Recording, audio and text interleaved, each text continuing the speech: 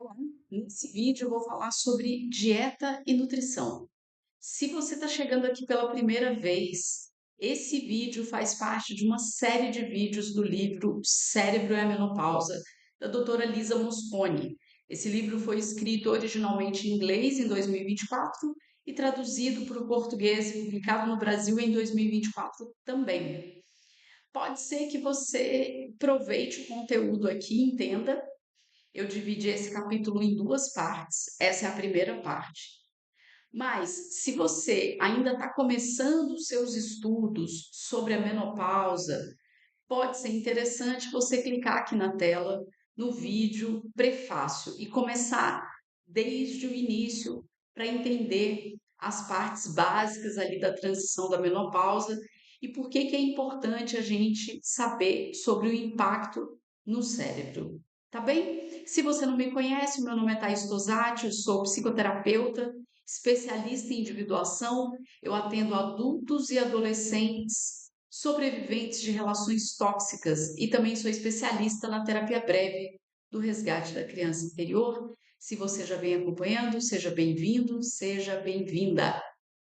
Então, nessa primeira parte, a Lisa Mosconi vai contar para gente que é importante a gente saber que o nosso cérebro ele tem um jeito diferente e que o tipo de nutriente que a gente precisa nessa transição menopáusica vai impactar nos nossos sintomas e outras coisas ligadas a essa transição. Então, ela começa dizendo que o cérebro depende de nutrientes específicos para funcionar adequadamente. As células cerebrais são, em grande parte, constituídas pelos alimentos ingeridos, refeição após refeição, e os nutrientes dos alimentos se transformam na estrutura do nosso cérebro. E tem uma diferença: as células cerebrais, a grande maioria delas, não são células substituíveis, diferente das células do restante do nosso corpo, que estão em constante reconstrução e sendo substituídas. Então, é importante ter isso em mente, tá? Uma boa nutrição durante a menopausa pode impactar e reduzir alguns sintomas, e alguns podem ter impacto na saúde positiva hormonal. Uma nutrição inadequada pode acelerar a menopausa e piorar os sintomas. Especialmente durante a perimenopausa, certos alimentos desencadeiam determinados sintomas. Então, se você não lembra mais que significa cada termo em cada fase da transição menopáusica, eu vou deixar o vídeo aqui na tela do capítulo 3, onde a doutora Lisa Mosconi faz a divisão certinha, cada fase da transição menopáusica. E você vai relembrar ou vai saber o que é a perimenopausa. Alimentos que aumentam os níveis de glicose no sangue pode, de repente, exaurir a energia e deixá-la mais irritada do que nunca. Bebidas alcoólicas podem intensificar, prolongar ou multiplicar as ondas de calor. Alimentos refinados, processados e com muitos conservantes podem piorar o humor e a concentração. Então, a Lisa Mosconi, o tempo todo nesse capítulo, ela vai ficar alternando entre dizer quais são os alimentos que nos ajudam a passar por essa transição menopáusica com mais equilíbrio, com os melhores nutrientes, e quais são os alimentos, as bebidas que podem piorar os sintomas e também, como ela disse, acelerar a menopausa. Ter cuidado, ela alerta aqui sobre ter cuidado com algumas dietas da moda para a menopausa, porque o problema é que elas não têm nada a ver com a menopausa e tudo a ver com esvaziar a sua carteira. E é compreensível, né? A doutora Mary Claire fala isso em Uma Nova Menopausa, no livro anterior que eu publiquei aqui, sobre o desespero que algumas mulheres experimentam com os sintomas da menopausa, porque elas não conheceram profissionais que puderam orientá-las. Então, Quando vem alguém na internet dizendo: olha, eu tenho uma dieta que está fazendo isso com os meus sintomas e vai poder te ajudar também, ou coisas do tipo, então ela alerta que cuidado com essas dietas da moda. E conforme você for ouvindo este capítulo e o próximo, você possivelmente vai se identificar com algumas coisas que ela vai trazer, especialmente quando ela vai falar de fitoestrogênios, de plantas, de coisas naturais, dos perigos que tem, porque ainda não temos estudos robustos para poder afirmar, olha, isso ajuda, isso não ajuda. Então aqui a doutora Lisa Mosconi está trazendo uma informação sobre alimentos, sobre dieta, sobre nutrição, para te ajudar a ter um olhar mais crítico quando você ouvir alguém aí vendendo promessas sobre como melhorar os seus sintomas da menopausa. E se você já acompanhou o livro A Nova Menopausa e está acompanhando o Sério para a Menopausa, você já deve ter entendido que não tem mágica, não tem remédio milagroso, é tudo muito novo sobre a saúde da mulher e especialmente a transição menopáusica. Maravilha? Aí a doutora Lisa Mosconi vai trazer aqui a dieta mediterrânea mais saudável. Então, talvez você já tenha ouvido falar da dieta mediterrânea, e ela traz que é uma das dietas que realmente mostra em pesquisas científicas que de fato tem um impacto na saúde das mulheres, especialmente na transição menopausa. Ela vai dizer, a tradicional dieta mediterrânea, ela tem efeitos bem documentados de proteção do cérebro, do coração, do intestino e dos hormônios. No que diz respeito especificamente à saúde das mulheres, a dieta mediterrânea é excelente com efeitos positivos sobre a pressão arterial e o colesterol e níveis de glicose no sangue. As mulheres que a dieta mediterrânea tradicional tem, tem essas características. É uma dieta baixa em calorias e rica em fibras. Tem gorduras saudáveis e carboidratos complexos. É baseada em alimentos de origem vegetal, mas ela não é muito restritiva. Ela tem verduras, legumes e frutas frescas, grãos integrais, leguminosas e uma variedade de nozes e sementes que são a grande estrela dessa dieta quando a gente está pensando em proteção do cérebro e coração. As ervas e as especiarias são usadas para dar sabor aos alimentos, substituindo o sal. O consumo de sobremesas, incluindo tortas caseiras e gelato artesanais, não são consumidos rotineiramente, e sim saboreados nos finais de semana em ocasiões especiais.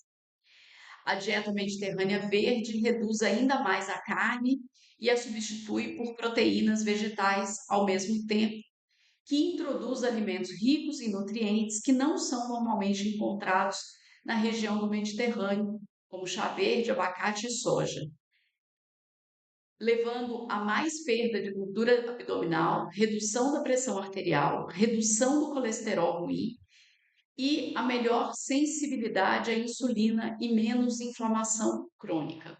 Então, o que a Elisa Mosconi está trazendo aqui para a gente?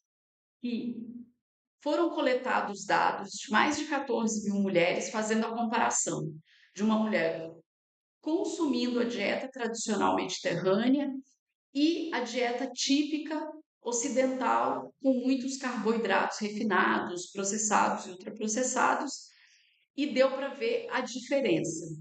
Ela também está contando aqui para a gente um resumo de como é a dieta mediterrânea e que ela, inclusive, pode ser adaptada.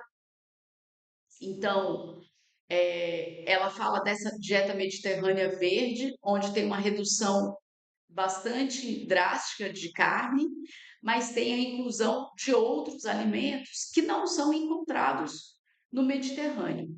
Então, quando você for pesquisar sobre dieta mediterrânea, possivelmente você vai encontrar essas variedades. Ela também fala no livro que existe uma crença, até porque isso é muito vendido também, né?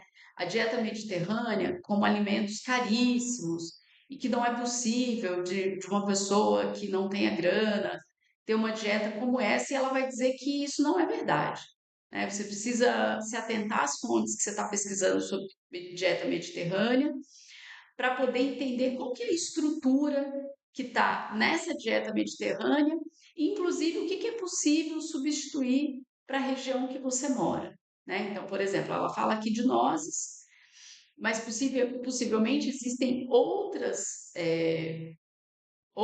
oleaginosas, né? Outros tipos de castanhas que é possível substituir e que tem um efeito tão bom quanto, tá? Ela também está contando como esse tipo de dieta tem impactado, por exemplo, na gordura abdominal. Então, se você ainda não viu lá no livro A Nova Menopausa, a doutora Mary Claire explica com bastante detalhe essa característica da gordura abdominal, que não é a gordura que uma pessoa que ingere determinados tipos de alimento, quando engorda, tem no corpo, que é uma gordura superficial. É um outro tipo de gordura e ela é muito difícil de ser combatida. E quem apresenta isso, em geral, são as mulheres em transição menopáusica. Então, eu sugiro fortemente que você volte lá no livro. Eu vou deixar o capítulo aqui nos cards para você ir no capítulo ligado especificamente à gordura abdominal, tá bem? Coma mais vegetais. Então, aqui ela começa a contar para a gente quais são os alimentos imprescindíveis na transição menopáusica para proteger esse cérebro, o coração e, claro, o corpo como um todo. Os vegetais são ricos em vitaminas, minerais e uma abundância de fitonutrientes que ajudam a combater doenças, reduzir a inflamação e promover a resiliência do corpo todo. São a fonte mais rica de fibras e as fibras são importantíssimas para a saúde da mulher. Além de seus efeitos positivos sobre o açúcar no sangue, os níveis de insulina e a digestão, as fibras têm a capacidade menos conhecida de equilibrar os níveis de estrogênio. Lembra quando ela falou no início desse capítulo que, além de uma dieta adequada ajudar as mulheres na transição menopáusica, porque tem os nutrientes corretos para as células cerebrais, elas também podem participar no equilíbrio hormonal, e aqui ela já começa a trazer isso. Como que as fibras vão ajudar a equilibrar os níveis de estrogênio. Isso facilita a ação de uma molécula chamada globulina ligadora de hormônios sexuais que regula os níveis de estrogênio e testosterona no sangue, colocando os hormônios para trabalhar no nosso corpo, e é uma defesa fantástica contra os sintomas da menopausa.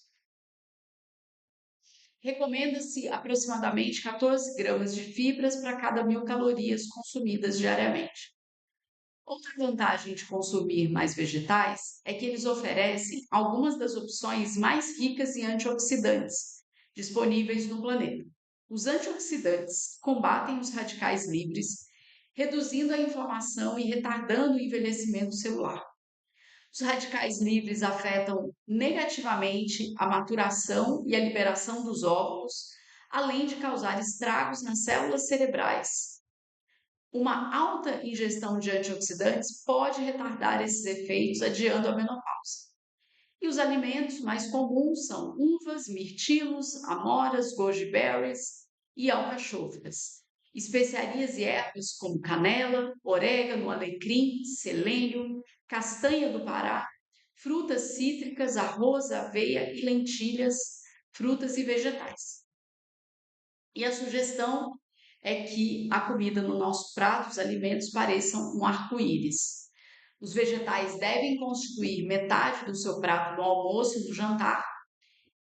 Verduras de folhas escuras e vegetais crucíferos são excepcionais na promoção do equilíbrio hormonal e de um sistema nervoso saudável. Exemplos de verduras de folhas escuras: couve, couve-manteiga, espinafre, repolho, folhas de beterraba, agrião, alface romana, acelga, rúcula e escarola.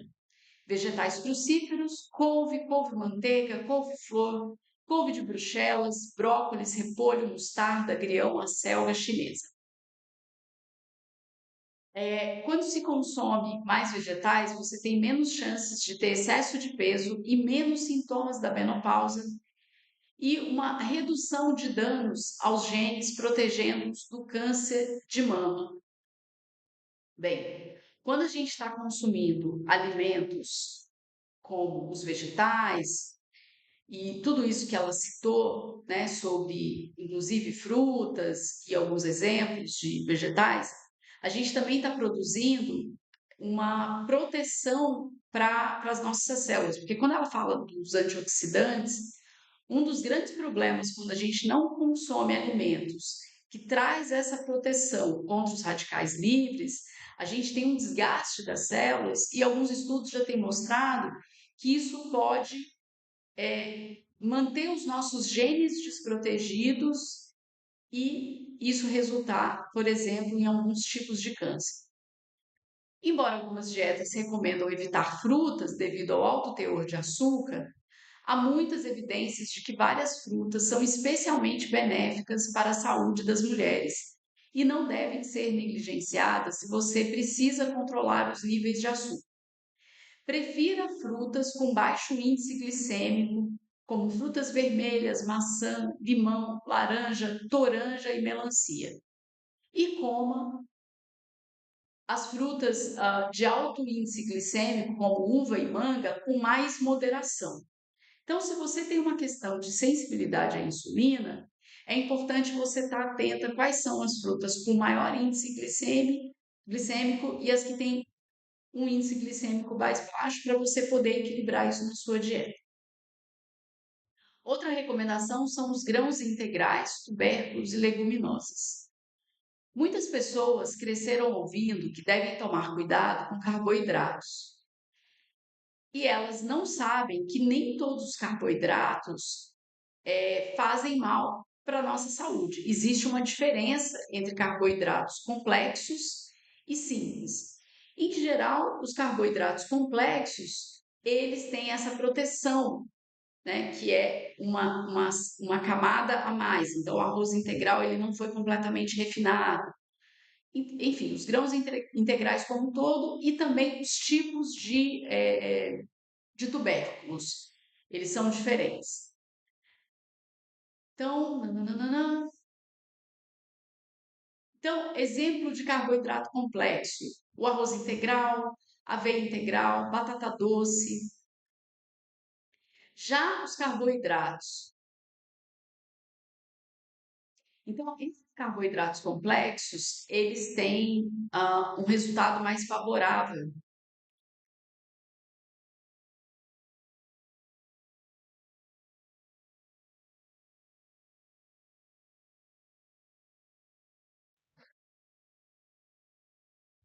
Quando você consome um carboidrato complexo, já que eles têm um baixo índice glicêmico, algumas pesquisas mostram que eles são favoráveis para a redução de riscos de doenças cardíacas, diabetes tipo 2, depressão e uma melhora na qualidade do sono. Quando a gente está falando dos carboidratos simples, que têm um alto índice glicêmico, ele provoca pico nos níveis de glicose no sangue, dificultando a insulina do corpo no trabalho de metabolizar rapidamente uma quantidade tão alta de açúcar ingerida de uma só vez. E assim causa uma sobrecarga no pâncreas que vai resultar em resistência à insulina, inflamando o corpo e os seus sintomas são piorados, né? Representando um fator de risco para o distúrbio metabólico. E aí resulta em doenças como diabetes, doenças cardíacas e pode prejudicar a produção do estrogênio. Então, exemplos desses carboidratos simples, ultraprocessados, com alto índice glicêmico: os biscoitos recheados, sorvetes, refrigerantes, balas de chocolates, refrescos, bebidas açucaradas, produtos processados à base de cereais, como pão de forma industrializado, arroz branco, massas, biscoitos e pãezinhos. Para pessoas que evitam glúten, grãos integrais naturalmente sem glúten, como arroz integral vermelho, o arroz negro, o arroz selvagem e amaranto, e também a quinoa, o trigo sarraceno, o milho sorgo, eles são fontes legítimas de carboidratos bons. Então, se você não sabe fazer essa diferenciação, você precisa pesquisar sobre isso, que existe diferença entre carboidratos complexos e os simples e como isso pode impactar na sua resistência à insulina, na quantidade altíssima de glicemia no sangue, e isso vai trazer uma sobrecarga para o pâncreas, e que essa é uma situação muito delicada para mulheres em transição menopáusica. É importante que você saiba disso. Agora, os adoçantes naturais. Nosso corpo agradeceria de joelhos se abandonássemos o açúcar branco e os artificiais de uma vez por todas. Adoçantes naturais não refinados, como mel cru, xarope de bordo, estévia e açúcar de coco, são excelentes alternativas. E para as pessoas que gostam de sempre comer algum docinho, optar pelo chocolate amargo, com teor de cacau acima de 80%, e melhor ainda se for o chocolate amargo cru. Alimente seu estroboloma. Pesquisas científicas demonstraram que esses micróbios intestinais ajudam a regular muitos aspectos da nossa fisiologia, incluindo a absorção de nutrientes e fortalecimento intestinal e a imunidade. Mas poucas pessoas sabem que esses mesmos micróbios também ajudam o funcionamento do precioso estrogênio. Então, o que a doutora Lisa está trazendo aqui para a gente, ela está falando sobre alguns micróbios que tem no nosso intestino, que você vai ver por aí na internet, muita gente falando sobre a nossa flora intestinal, o nosso segundo cérebro. Ela não traz um grande detalhamento sobre isso aqui, mas ela fala especificamente sobre o estroboloma. Então, são bactérias intestinais com a capacidade única de metabolizar o estrogênio, e depois que o estrogênio circula pelo corpo todo, espalhando sua magia, ele se dirige ao intestino, onde é reabsorvido pela corrente sanguínea ou eliminado da mesma forma que os nutrientes estroboloma. Então, ele é responsável por esse processo. As bactérias produzem uma enzima chamada beta-glucuronidases, que decompõe o estrogênio em suas formas ativas, decidindo se vai devolver ele para a circulação ou se ele vai ser eliminado do nosso sistema. E ele vai fazer isso para manter um equilíbrio de estrogênio no nosso corpo, uma quantidade correta. Então, o que ela está trazendo para a gente? Quando a gente cuida dessa flora intestinal, que regula esse equilíbrio de estrogênio, isso vai impactar no nosso corpo. E a gente, né, se você já vem acompanhando, a gente tem receptor de estrogênio que impacta o nosso corpo desde o dedinho do pé até o fio do cabelo. Então, a gente precisa estar muito atento sobre a tudo que impacta a regulação de estrogênio no nosso corpo. E aqui ela está trazendo essa base da nutrição alimentar, como afeta intestino, cérebro, coração. E o contrário também é verdade.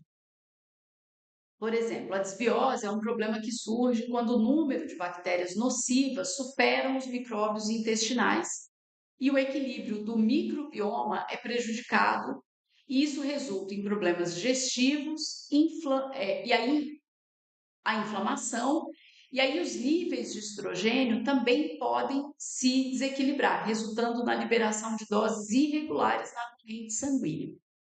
Então, é importante saber que no intestino a gente tem bactérias e a gente tem micróbios, que aqui ela está trazendo. As bactérias são nocivas e os micróbios são benéficos para a nossa saúde. E a depender do tipo de alimento que a gente consome, eles nutrem esses micróbios que são bons para o nosso intestino e para o nosso corpo como um todo, porque eles vão trazer esse equilíbrio do estrogênio. Do contrário, o que a gente vai ter é um desequilíbrio, certo? E as causas possíveis da disbiose, que é o que faz essas bactérias nocivas superarem os micróbios intestinais, as causas possíveis: estresse crônico, uso excessivo de antibióticos e também uma dieta inadequada, que na verdade é o maior problema quando a gente está pensando como cuidar do estroboloma, que são esses micróbios saudáveis, porque eles adoram vegetais.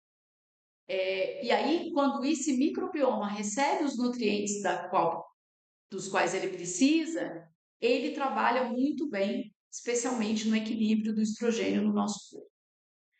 Para instaurar o microbioma, a gente precisa comer mais plantas. Concentre-se nos alimentos ricos em probióticos, prebióticos e os menos conhecidos são os alimentos amargos.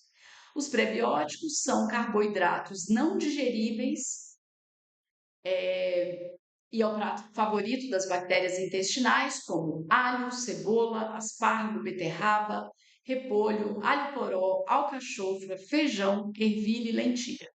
Os probióticos são bactérias vivas que reforçam a população da microbioma e entre eles estão chucrute, o quinche, iogurte natural e picles fermentados em salmoura. Alimentos amargos são folhas de dente de leão, escarola, radique e rúcula. Experimente temperar esses alimentos aqui de folhas escuras com limão ou vinagre, que isso vai maximizar os benefícios que esses alimentos amargos têm para o nosso microbioma, para o estroboloma. Bem, muita informação técnica, né? Mas acho que é importante ter isso em mente. E eu acho que mais uma vez te lembrar que, infelizmente, ou felizmente, não sei, eu particularmente acho que felizmente, a gente precisa participar ativamente desse processo da transição menopáusica e parar com uma ideia de que a gente vai no profissional e que vai responder e dar todas as receitinhas para a gente. Faça isso, faça aquilo. Claro que pode ser muito bom, e se você puder, contratar um nutricionista que tenha conhecimento, estudo, especialização na transição menopáusica, na saúde da mulher, especialmente nesta fase, tá? Para poder te ajudar. Mas a gente também já tem material disponível para poder estudar, se inteirar, inclusive entender como é que o seu corpo funciona. Quais desses alimentos ele se adapta e sente bem? Quando ela falou sobre as frutas, aqui eu me identifiquei bastante. Eu lembro quando eu comecei a acompanhar uma pessoa bastante famosa falando sobre alimentação saudável, e ela falando sobre essa coisa de tirar as frutas, tal. Eu até experimentei fazer isso, mas para mim, para o meu corpo, não fez bem. O meu corpo, ele se dá muito bem com frutas. Então, é importante a gente estudar, testar e poder sentir o que que funciona, o que não funciona.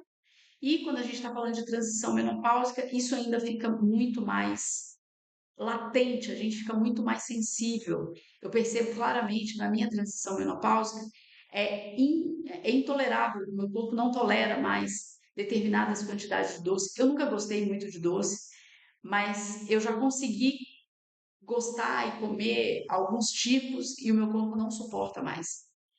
Então, eu vou vendo a diferença, assim, às vezes com um pedaço de uma torta, alguma coisa que eu já sinto muito mal, mesmo ela sendo muito bem feita, de boa qualidade, eu sinto mal.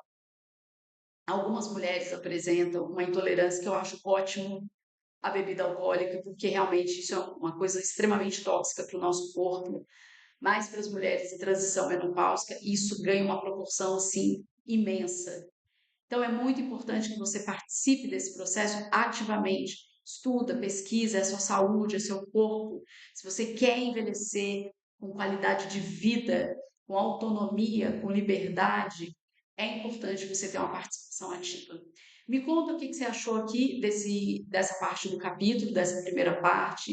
se você já tem pesquisado sobre quais são os alimentos melhores para você, se você já percebeu que alguns alimentos não estão funcionando mais para você e você está em transição menopáusica, deixa aqui nos comentários, eu vou gostar de saber, isso pode ajudar outras pessoas também.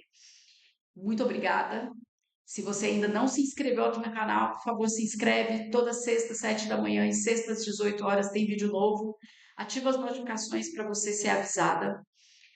Se você não deixou o seu like, por favor, deixe o seu like para o YouTube entender que esse conteúdo é relevante e entregar para mais pessoas. E compartilhe esse vídeo com alguma mulher, com alguma pessoa que se interessa por esse assunto e quer estar mais preparada para lidar com esse momento da vida. Tá bem? Muito obrigada e até o próximo vídeo.